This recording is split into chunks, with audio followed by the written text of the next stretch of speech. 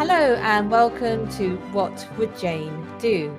The podcast for those of us who adore Jane Austen in all her many manifestations and believe that she has something to tell us about how we live today. And I am joined, as usual, by my good friend Kate Macfarlane. Kate, tell us a little bit about your connection to Jane. Well, I think my connection to Jane possibly started around about age 12 when I was bored out of my mind at school, in the school playground, I hasten to add. So I got a very wordy version of the complete works of Jane Austen. And I was that nerdy little kid that was not kicking a football around, but sitting in a corner reading very, very tiny words. And I just read my way through the collection, really, not necessarily knowing it had to be improving or that I should, but it just looked interesting, and I got hooked on the stories. I then forgot about them for a bit, and then came back to them when I started doing reenacting, as that's one of my hobbies. I go around the country as a Regency woman of the camp, a laundress for the 33rd Foot, which happens to be a Napoleonic reenactment society, 1st Yorkshire West Riding. And we go around informing people about some of the things that Regency people got up to about the time 1810, 1815, which coincidentally ties in very nicely with Jane Austen. So I came back to Jane Austen, having been away. I like Georgette Heyer as well, so that was an influence as well.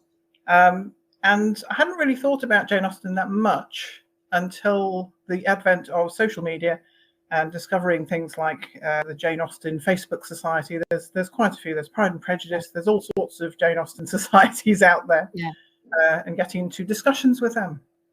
So those of you who are listening to this rather than watching it on YouTube, Kate is magnificently dressed with her mob cap and her fichu and her little necklace. So obviously, as a laundress, you're doing quite well for yourself. Oh, yes. This is if I marry a sergeant or someone of higher rank than your average private. I'm wearing this in honor of Persuasion, by the way, Julia. I've got my shell necklace, which is actually and I'm wearing little teacup earrings. I've got a little cup and saucer on my earrings, signifying the storm in a teacup that accompanies a lot of adaptations. Yes. So just introduce myself. I'm Julia Golding. I'm an author. I also have a doctorate in the same period in which Jane Austen lived, so I'm full of all sorts of useless information. But I also write a series of children's books, which reimagines the young Jane Austen as a detective, because in my mind, she is one of history's great observers, and I felt that was the perfect qualification for a young detective. Anyway, what we have chosen to talk about today is somewhat related to the furore that has been going on since Netflix released its most recent adaptation of Persuasion. And so our theme today, and I'm sure all of you will have views on this, is what would Jane do about adaptations? Now, hold back. Before we get into fisticuffs about all the various adaptations, let's think first of all about the idea of adapting things.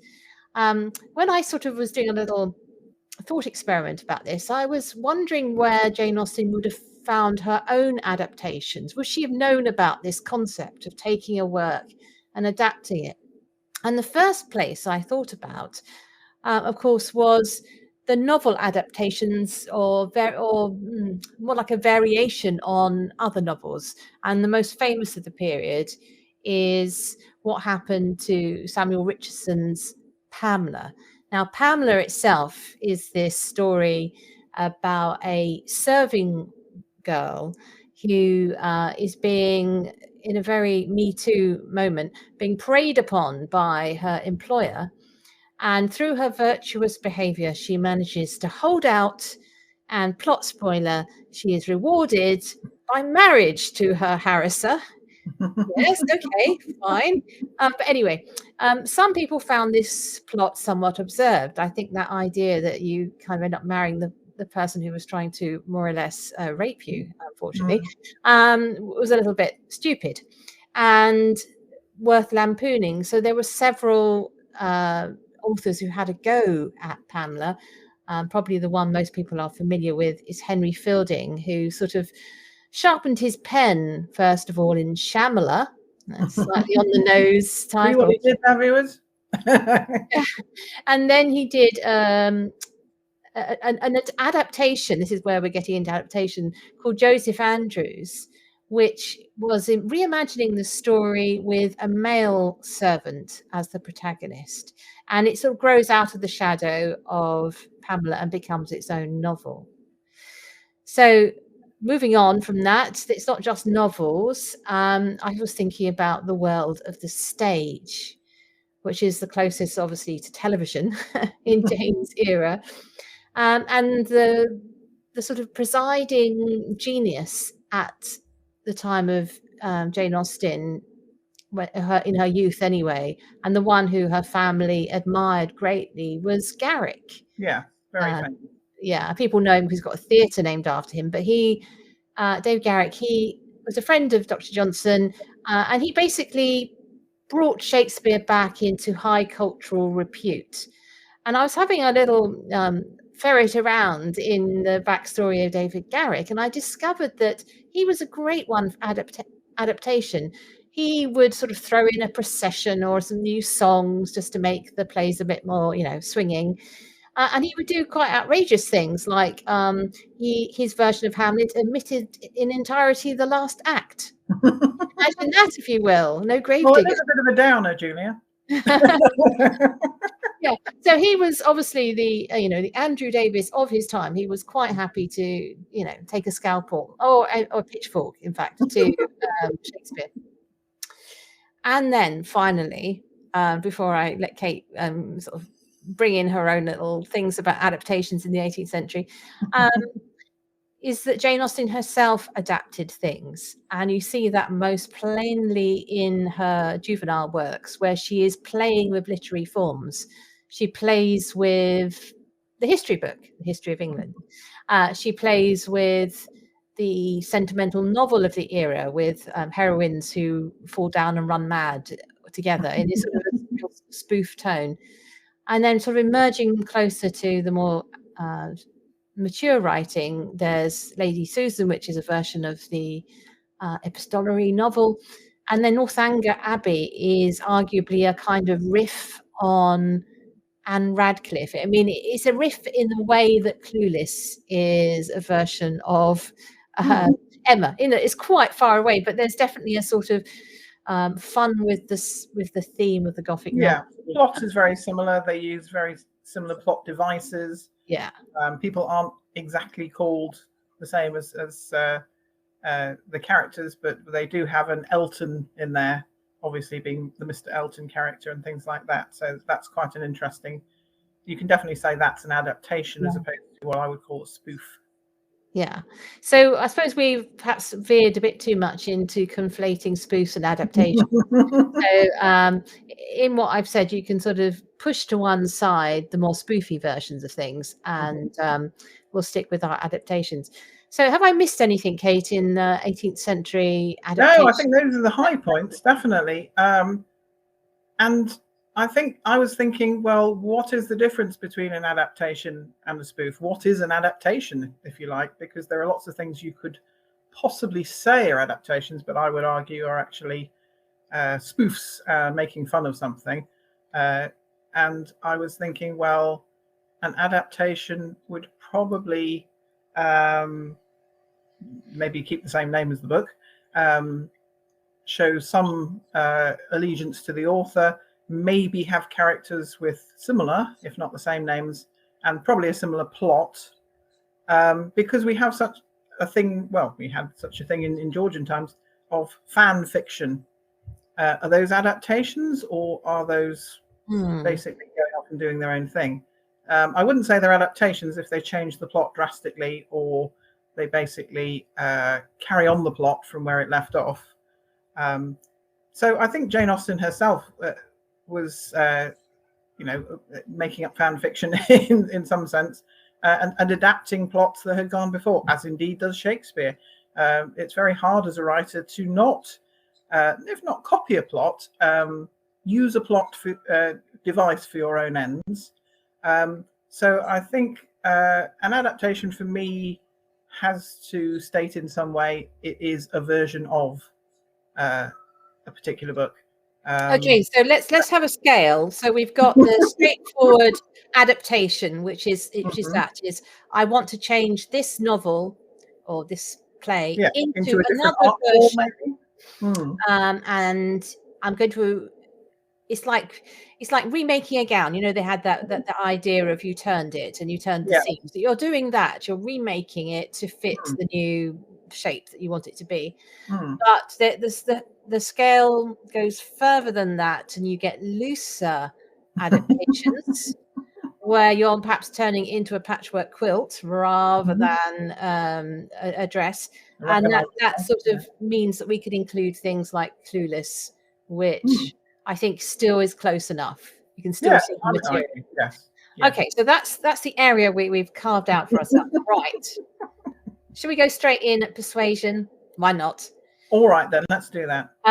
So just thinking about Persuasion, as I'm sure most of our listeners know, it's the last novel that Jane Austen wrote in entirety, but it was published posthumously, and actually it's one of my favorites. I mean, I love Pride and Prejudice, but I always think there's this wonderful melancholy air to Persuasion with this hope.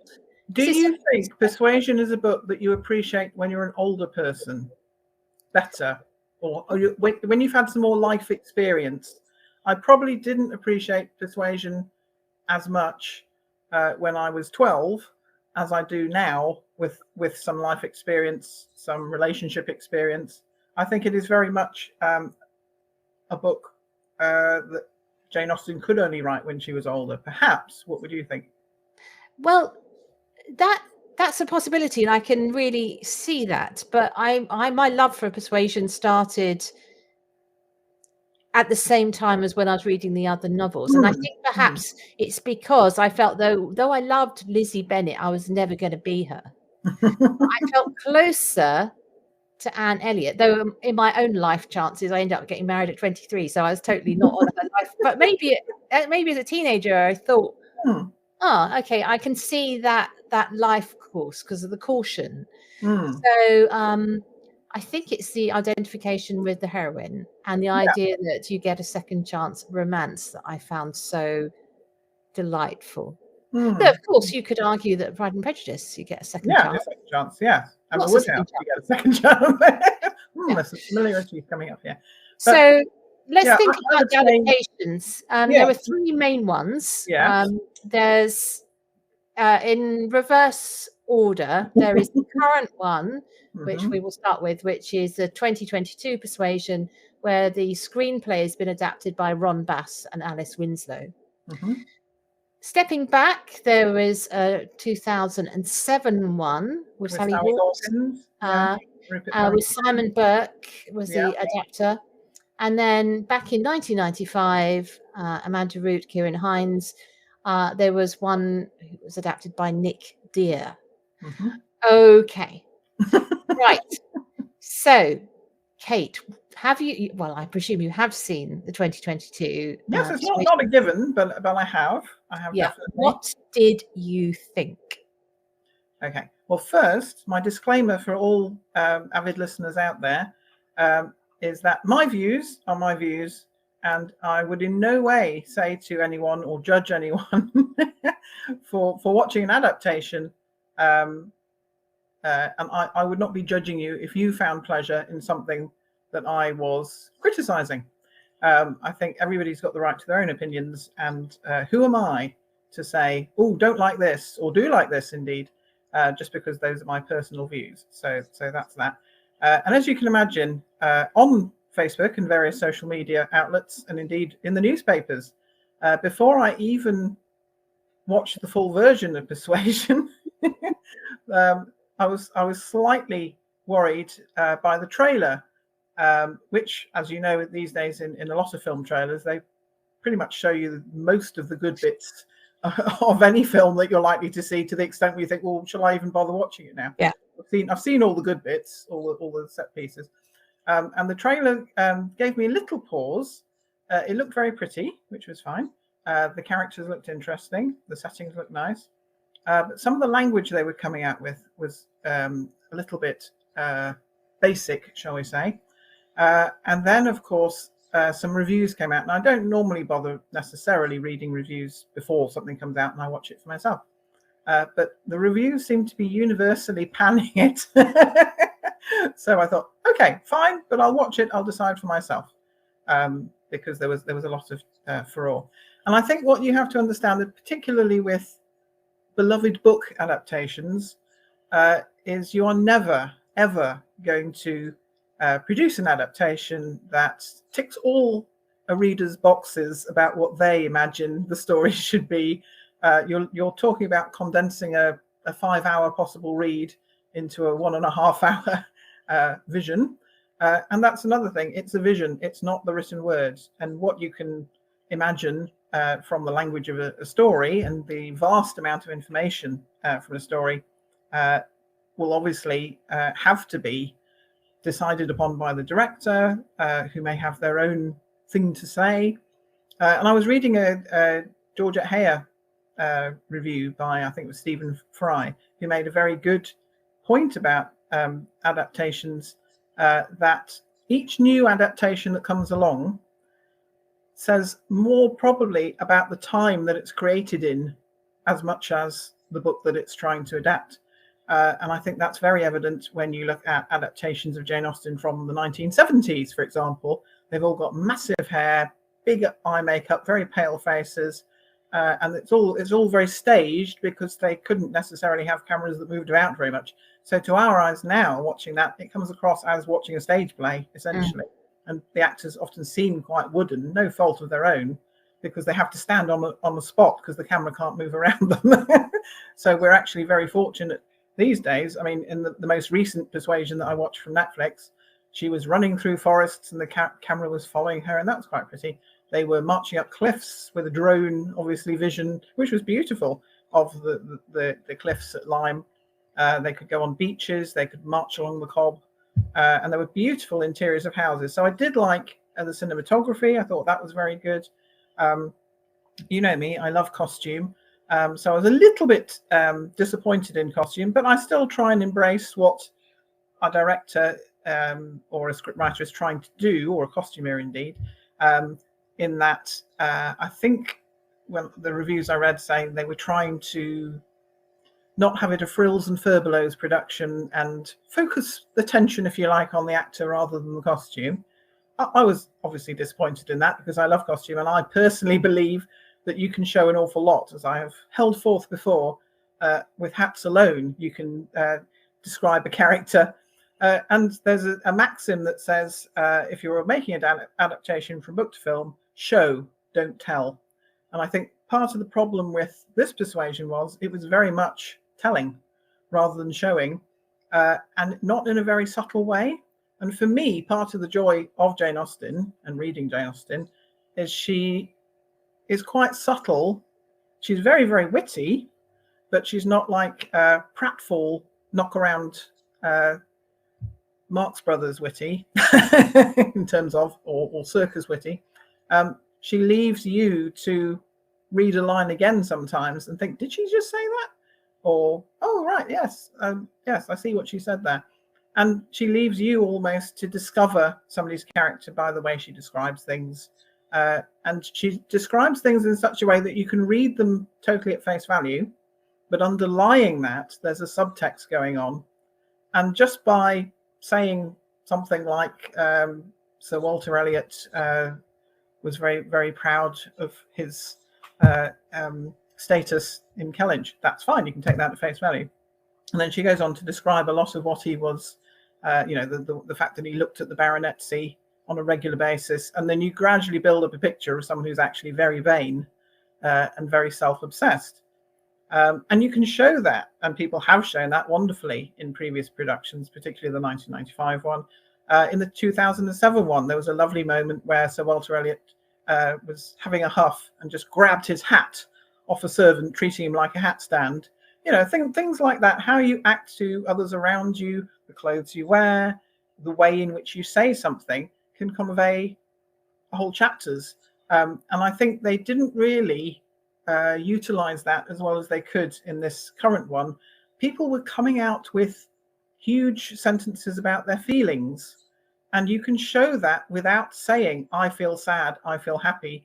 One of my favorite moments, and I'm sure a lot of people's favorite moments in the 1995 Persuasion, was when Captain Wentworth strides into the room, having not seen Anne and wasn't necessarily expecting to see Anne, and they have a very stilted hello. And Anne is so mortified, not sure, she's almost frozen in what she's doing. And there's a close-up of her hand clutching the chair rungs behind her in intense emotion, when she's actually having to keep herself very calm and appear not to be flustered by this all. And Captain Wentworth just does a very brief hello, doesn't hardly looks at her and walks out. And that to me says volumes, or speaks volumes in moments about their current state of their relationship. So let's think about what they were trying to do in the current one. I think you're right. I think it says a lot about our present day. What I think they went for is Fleabag.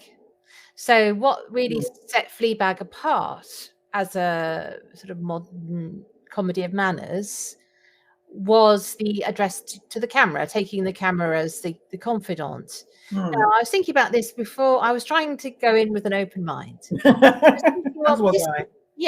This kind of, it's not particularly Jane Austen's approach, but it is something you find within the 19th century novel and earlier. In fact, it's the reader I married him kind of moment.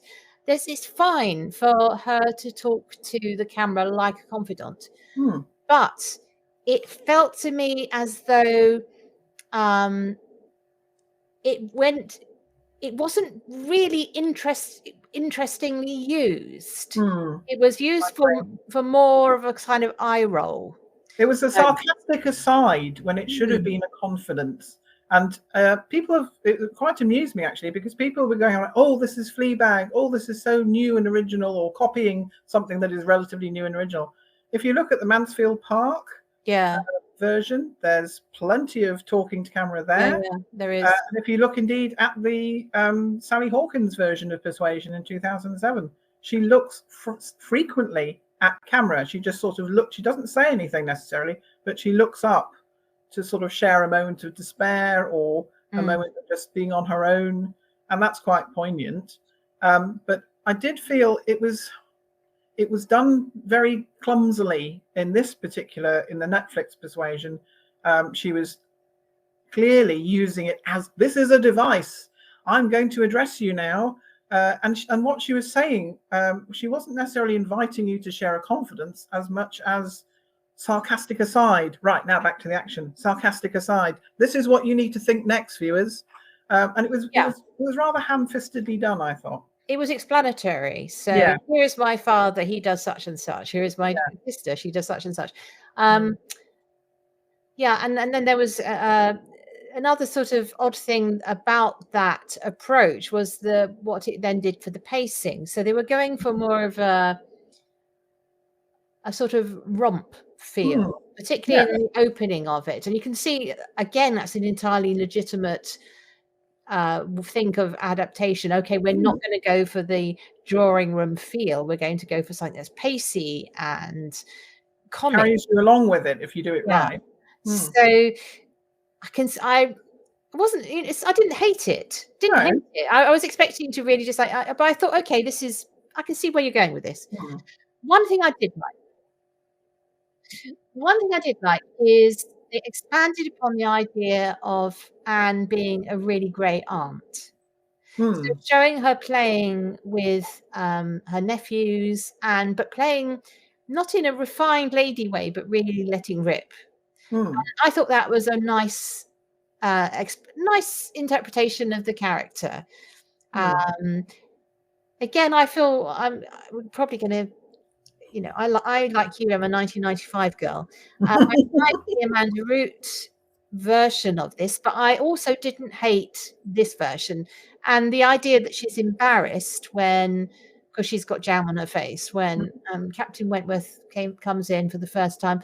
Might be a bit broad comedy, but it wasn't totally out of all possibilities, because there is a moment when he sort of lifts the boy off her when they're having a rather more sort of enthusiastic play in the novel. So didn't mind that. Another thing, I'm making sure I'm getting in some positives, because I realise that making any adaptation is really hard. Yeah. The colourblind casting, absolutely fine. No problem. Got used to it now. People think Bridgerton introduced it, but actually I think Sanditon did quite a good job. Yes, I think so. Introducing it. So anyway, well done all these people who have made this feel normal, and you just kind of think. Yeah. I also felt that they may have been, and I'm not sure about this, but they may have been slightly hampered by COVID.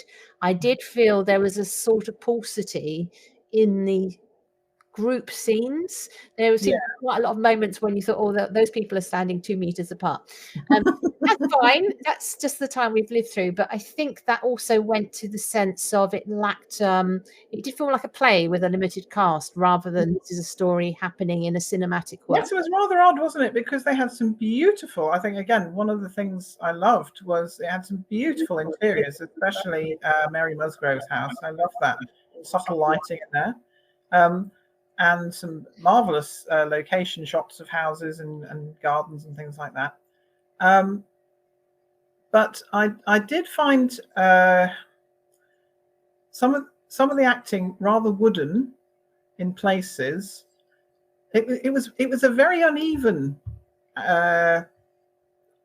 in acting. The script, I have to say, was quite poor, but I liked the casting very much. I think I kind of felt let down that we didn't see more of, I don't know, Richard E. Grant, or I liked the supporting cast. I thought Henry Golding did a fantastic job. The Musgrove sisters were. People were sort of enthusing very much over Mary Musgrove, and I just found her almost too much.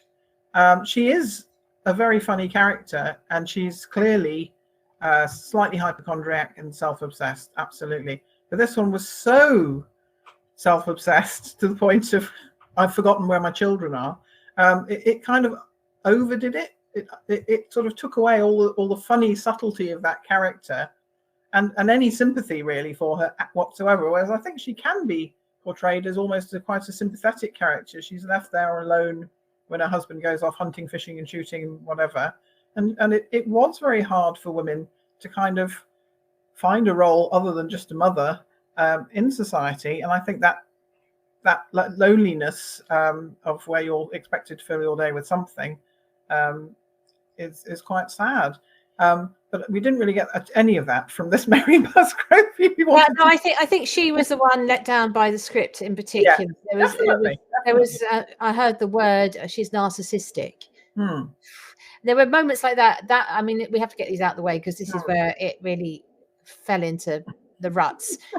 There was the you've just got to get over him conversation. You know, there were so many moments when suddenly it became very modern in tone, and it needn't have done because there were really cracking dialogue in the original that you can look at and adapt.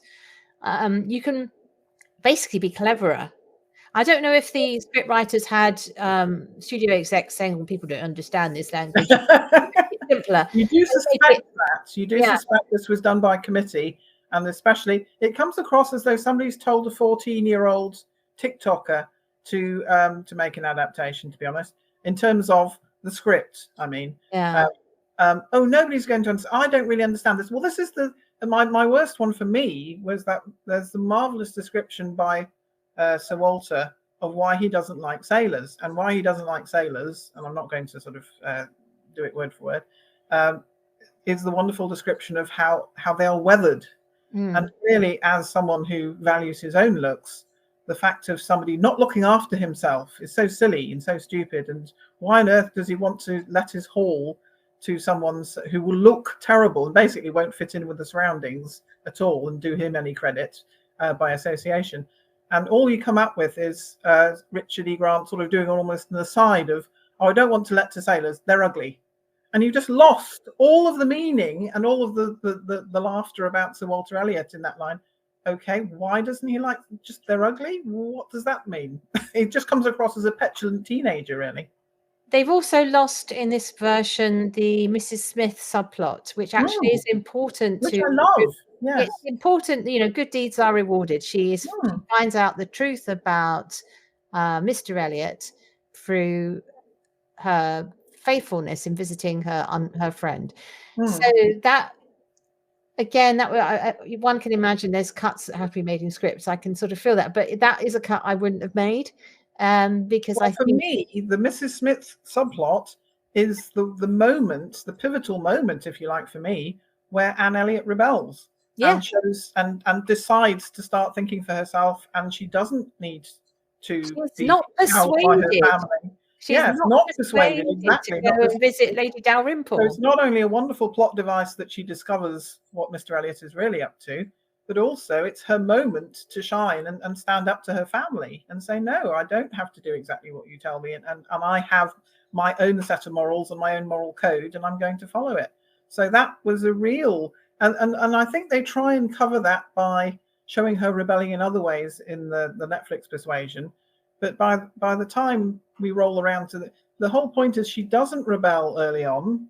She is quite cowed and not passive, but certainly he's not even easily persuaded. But her whole life is duty towards her family and doing the best for her family, and that's partly why she, sorry kids, spoilers, didn't marry her first love in the first place, is because she was putting him first and her family first, and didn't want to hold anyone back and put everyone first except herself. But I think in this latest version, she appears from her actions to rebel from the start by being sarcastic, by sort of being slightly distant from her family. She doesn't look like she's helping them in any way at all. They don't look like they want to be with her. You kind of think, why isn't she left home already? Because she clearly doesn't want to be there, and she shows it regularly. So for me, there wasn't any character journey. She was sort of sarcastic and prickly and independent from the very start. So there was nowhere for her to go, really. She didn't seem to make any transformation at all during this. And for me, the joy of a lot of Jane Austen books is a lot of characters who make transformations and grow and discover themselves almost. And there was one extremely odd moment, which Just was one. which was the decision to make Anne blurt out at the dinner party, Charles wanted to marry me first. If that had been Mary saying it in a kind of, Mary, that would be even more understandable, wouldn't it? That would have been, well, you can imagine Mary being resentful, or Mrs. Musgrove might have said it. Yes. Somebody else saying, but Anne is tactful. She is the last person who would make a comment like that. And I think that, for me, is the whole furore over this, is that it's not that people are gatekeeping Jane Austen, as some news reporter said. You're being very precious about Jane Austen. You don't want to see anything adapted. And that's not the point. I think a lot of why there has been such a furore about this production is you can't recognize the character of Anne Elliot in this production that you can in the book. It seems almost like there's very little of her left, and the things that people love about the character are not well represented, I think, in this particular adaptation. So there's a lot of things that you particularly love about Anne. I think she's like, people could see her possibly a bit like Fanny Price in that she appears possibly passive. She's not, of course, but the way she can be adapted, or when you're first reading the book, you say, oh, she's given up her first love because she was persuaded to. She's a bit of a downtrodden by her family, and her family just pushes her around and tells her what to do. She's got her own sort of quiet inner monologue going on, inner strength, things that she feels very strongly but doesn't show. And the portrayal by Dakota Johnson, who I think is a perfectly good actress, but again let down by the script, is very sarky, very spiky. I couldn't recognize anything of the Anne Elliot character when I was first introduced to her in this latest Persuasion. So shall we carry our emotional support rabbit over to the 2007 version? To be honest, I really can't remember very much about this. I know I've seen it, but I was trying to refresh my memory of it, and I think I don't remember it's things. one of those versions that's not that memorable, I have to say. A lot of people rhapsodize about Rupert Penry-Jones looking very nice in uniform. But for me, it was quite a truncated version. It almost felt too short. They didn't really dwell on much. There were kind of a lot of shortcuts going on in the story for me. So I think that's why you probably don't remember it very well, because it wasn't that memorable. Sorry, 2007. There were a lot of very nice things in it. I thought that the cast was very good. But it just wasn't as memorable as the 1995 version for me. Yes. So this is where we get to the heart of it. I cannot understand why people are remaking this story when they did the perfect adaptation. There you are, cards on the table, in 1995. This is far better than the Pride and Prejudice of that time. It's just so pitch perfect. I watched it again the night before last, no hardship, with somebody who hadn't ever seen it before, and who's actually a TV director, and we were talking together about how each shot and frame is like a picture. There is some visual glory all the way through, and of course it includes the Navy. I mean, you can't understand this without understanding the Navy, and they added in scenes at the beginning and at the end with the Navy, and brilliantly you get to see Anne standing on deck and really sailing off. And that's almost a cliche, isn't it? Sailing off into the sunset, but they just do it beautifully. And for me, I would go to the wall and I would say, this is one of the best adaptations, full stop. Never mind Jane Austen. It's a beautiful adaptation. That's it. The end of. As you say, it's perfection in terms of how it portrays, the casting's superb, the costumes are wonderful, the acting's just sublime, and the cinematography is just beautiful. And the thing that I think makes such a difference on top of all that is it gives people space. It gives moments space to breathe, and you as a viewer have a moment to pause with them and appreciate what's going on. And particularly with history, from a historical point of view, people would have had quiet moments. You wouldn't have been rushing from one thing to the other with your phone ringing every 5 minutes. One of the joys for me of historical reenacting is you have quiet moments where you just have space to think and breathe and just be. And that is a wonderful adaptation for just showing little moments between people that are significant. And I think if we look back at our own histories, the times when we've been happiest or maybe saddest have been little moments that maybe nobody else noticed, but meant something to us. And that, for me, is why this adaptation resonates always. I can watch it again and again and again, appreciate the things I love, but also find new things to appreciate. And I think you don't have to be a history buff or a Jane Austen buff even to find enormous pleasure in this production, because it just speaks so eloquently of all the themes of the book, of lost love, of redemption, of someone who transforms themselves, finds themselves, yearns for somebody, and they don't have to hit you over the head with it. That's the thing. You find it, you, like Anne, you gradually find your way through the story through little moments. And it doesn't have to be, I think the most action-packed moment, if you like, is Louisa Musgrove jumping off the cob. But that's a tiny moment in a much longer tale that unfolds, and it allows the time to unfold so that you're with the characters, and you don't need somebody saying, now we're going to whatever, now you should think this about this. You just do, because you're there, right there with the characters, and watching it unfold beautifully. And Corin Redgrave makes the most wonderful. He is the definitive Walter Oh, Elliot. yes. He has his little lisp, this Yes. affectation. She's so perfect for that man with all his pretension. My husband and I constantly reference the phrase macaroon. Macaroon. It's just such a delightful word. I mean, he's got.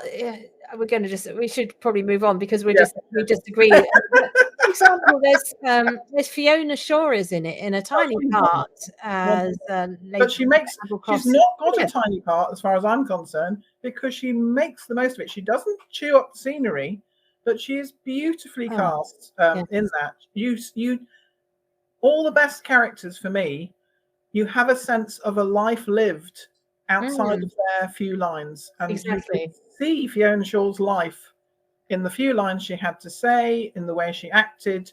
You had a whole sense of a character you would have loved to know more about, and she was just a small part of the ensemble.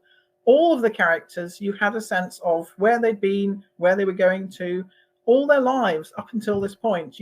They were very well expressed in their costume, in their manner, in what they said, obviously, thanks Jane Austen. And it was just, they were all people you would have liked to know more of and probably met as friends. And you've got Simon Russell Beale, just his chapter in there. But let's talk about the leads. I think Amanda Root, not only they do a very good job on her costume and her appearance, because she starts off looking very stark and drawn and pale and pallid, and gradually, just by very subtle changes, she doesn't suddenly come out wearing full face makeup. No, but her eyes get more luminous, her hair gets glossy, more glossy, and yet it doesn't change herself extravagantly, does it? It doesn't really change that significantly to the modern eye, but she does. She starts to bloom, as they say, and they say when they first introduce her, she's lost her bloom, and she's sort of a pale little shadow of herself. So well done, the makeup team there. That's a very good job. But shall we just do a moment to pause in honour of Kieran Hines as the most convincing naval officer? I'm afraid since him, I haven't found any of the other castings. They all look like actors pretending to be. I would buy him as my captain. You know. Yeah, totally. Well, in fact, he was cast as another captain in Shackleton, or I think in the there was sort of an 1815 kind of movie about people trying to find a passage across the Arctic. So he's clearly is typecast now as a sailor. But yes, he's utterly convincing. They've got him slightly tanned, weather beaten, which he would have been, quite harsh featured, and I think that's quite interesting in comparison to Amanda Root. They're both a wonderful couple to play off each other, in that when you first meet him, he's very sort of stern-faced. When he meets her, you think, well, why on earth would she carry such a torch for this person? And then again, as he relaxes and comes to a greater understanding, and they both sort of become less stiff and formal with each other, you think, wow, he's really engaging when he smiles, when he shows in little moments how thoughtful he is, when he respects her by saying, none so capable as Anne, when there's a crisis. You can see little glimmers of why he would have attracted her as a younger man. Yeah, absolutely. So we obviously are not going to be able to get through all of the adaptations of Jane Austen in this particular podcast. We'll save some of them later. But let's think of another form of adaptation, which is the one where it's a riff on an idea. And I'm thinking of Sanditon, because that is the ITV series where they've taken a fragment that Jane Austen wrote about the sort of establishment of a seaside resort, and Andrew Davies, famous for his adaptations of Pride and Prejudice amongst others, has sort of gone on and written a story based on that. And in fact, I was checking on IMDb, and it does say it's created by him. It doesn't really reference Jane Austen as much, which I think is appropriate, because my problem with Sanditon is trying to think of it as a Jane Austen adaptation. It's not really, is it? The content the Regency period, but for me, there's too many things that you just think you can't really attribute this to Jane Austen. You can't really attribute this to history. Let's face it. but I was interested, so I read a fragment before watching Sanditon, the fragment that there is of what Jane Austen wrote, and what interested me was you can very much see she hasn't finished it. Not just the story, obviously, but she hasn't polished that fragment, because it comes across as it's not the Jane Austen we know and love. It's a start of the Jane Austen we know and love, but she clearly hasn't had a chance to flesh it out and to polish it. And she's often commenting, I work on my little pieces of ivory and I polish them. And as a writer, you'll have a first draft, a second draft, 58th draft.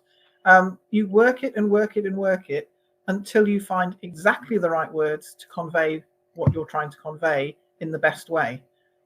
So that fragment showed glimmers of what it could have been, and we will forever be thinking, oh, if only she'd lived a little longer. Because I think that this theme of a sort of, the forming of something like Brighton is a really fascinating one. I think it would have been a fantastic social commentary book. Faces out of the village, doesn't it? The fun to be had with people being hypochondriac and people quacks, taking them for all they were worth, and all the society in these new bourgeoisie towns. It would have been absolutely fantastic. I would have loved to have read that. I think that one of the things which I did enjoy, I'm just looking him up to get the name right, Chris Marshall. I like him as the speculator. Yes, he was quite good, wasn't he? Yeah. Yes. And I don't dislike Rose, Charlotte Hayward as Rose Williams. I liked young Stringer. I think albeit with his strange Desperate Dan cowboy hat. The sort of incestuous sister brother thing was where that definitely went off the rails. That went off the rails at that point.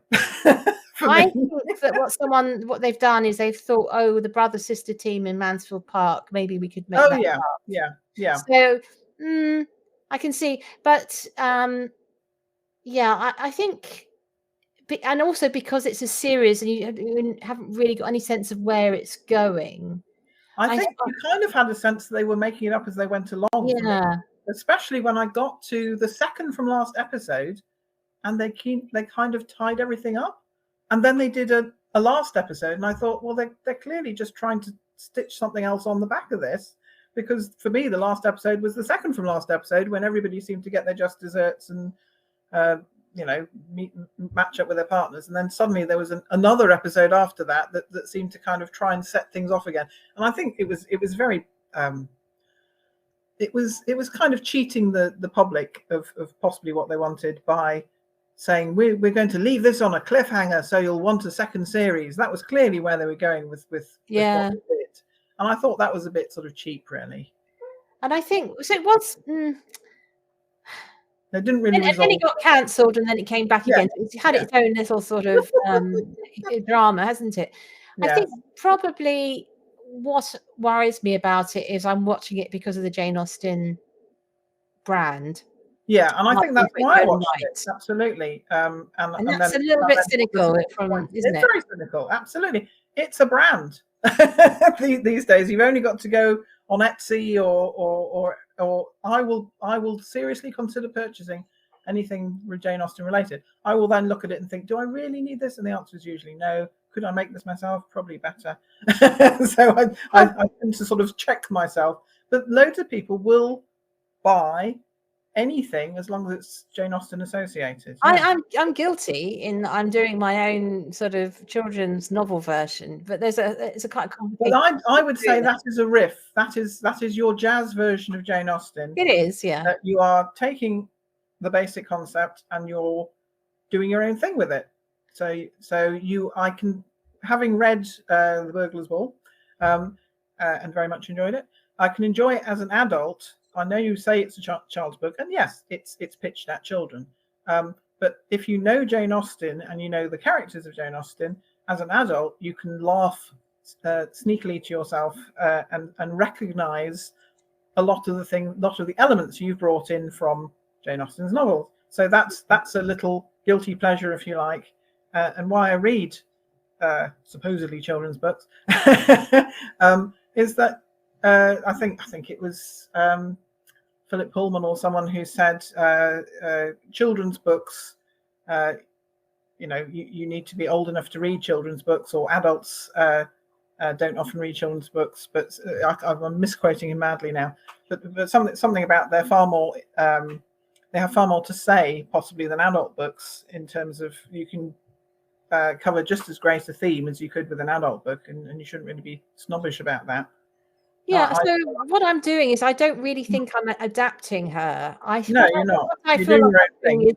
I'm borrowing her. You're using her ingredients and making a dish that is entirely your own. I'm borrowing her like from the circulating library, and I promise to return her undamaged.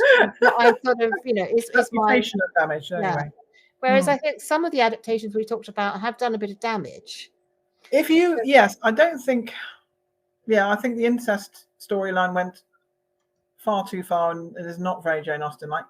As we've said before in our discussions, Jane Austen touches on very serious themes underlying the obvious romance and frivolity and enjoyment and jollies of some of the books, but she actually deals with very serious themes. But she does it in such a way that it's not thrust down your throat, and they're there for anyone to appreciate, who likes the wonderful world of subtext. But you can take them at the shallowest level and just think they're great. They're comedies, they're romances, and they have a happy ending for some people anyway. But I think adaptations by their very nature can't necessarily be as subtle, although I would argue our favourite, yours and mine, 1995 version accompanied that very well. It still kept that subtlety. And I think the most recent version of Persuasion was obviously trying to incorporate some of that, but it kind of came across to me like they'd cut large bits of it out, possibly because of COVID. I don't know, maybe they were foreshortened from what they actually wanted to do. But somebody sort of taken a much longer version of it and cut out huge chunks, like the Mrs. Smith.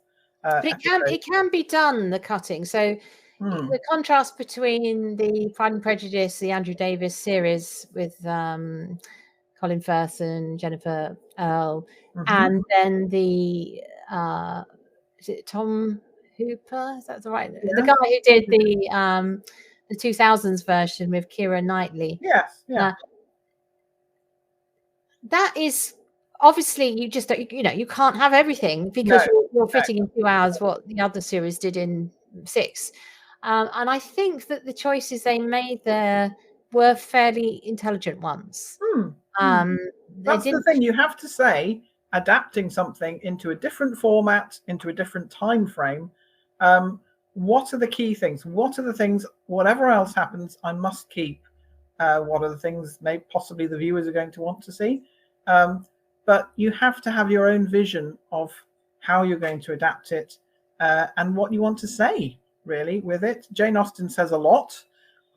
Are you going to have a straight version of just copying what she said, or are you going to say something about the times we live in? And clearly the impetus behind the Netflix version was to, in a way, bring Persuasion up to date, possibly to find a new audience amongst younger people. And I think it's always a mistake to say, let's dumb it down so we get a bigger audience. Let's put the language in a simpler way so people will understand it and be able to relate to it. And there were lots of instances that were rather clumsy for me of them trying to do that and sort of describing each other as exes, my ex.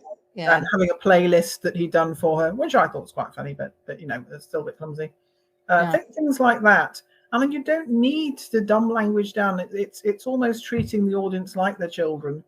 And for me, the language and the beautifully crafted language is the whole reason that we love Jane Austen, and because she says things in such a beautiful and well-polished way. So I just sort of as a final thought about this, really. So we were talking about how we felt that the adaptation of Anne in the recent one fails for various reasons. I was thinking about how different the adaptation of Mr. Darcy is in the series versus the film. The Colin Firth versus the Matthew McFadden. Yes, that's So right. you get one.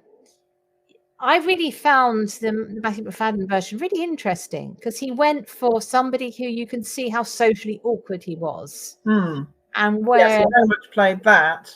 yeah, Whereas Mr. Darcy, the Colin Firth version, started off at least as a bit inscrutable. yeah, And there's the 1980s version of Pride and Prejudice with David Rintoul, where he, for me, was so inscrutable and so proud and stuck up. He was totally wooden for most of it, and then suddenly unbent in about the last 5 minutes, which again was totally unbelievable because he'd been totally stiff and starched right up until the last minute, and then he smiled. You thought, oh, this is a totally different person. So it's very hard to not do it in an overstated way. And my husband is absolutely vehement that Mr. Darcy doesn't change necessarily. He doesn't sort of become a new man or through love. He's always been the way he's been underneath, but we get to see more of him, his true character, through helping Elizabeth. And Elizabeth is the one that actually transforms a bit more than Mr. Darcy does, arguably. And yeah, I can see that. I think definitely the 1995 version a lot of people love because they had the time to dwell on the little moments a lot more. They had a bit more time to bring in all the things that people love about Pride and Prejudice. So they had that advantage. I like the 2007 version for several other reasons, and I think I like most adaptations for different reasons because of what they brought to the table in that time frame. So I think even the 1941, which a lot of people deride of Pride and Prejudice with Greer Garson and Laurence Olivier, there's a lot to love there. There's a wonderful music score that's hilarious. There's a very good Mr. Collins. Yes, it's very much of its time, and that all the women are very fluttery and incredibly girly and full makeup and massive dresses that they clearly just nicked from Gone with the Wind. But there's a lot of Greer Garson's very nice Elizabeth, I think, and Laurence Olivier is a bit sort of mocking Mr. Darcy, but still, there's still some nice moments in there.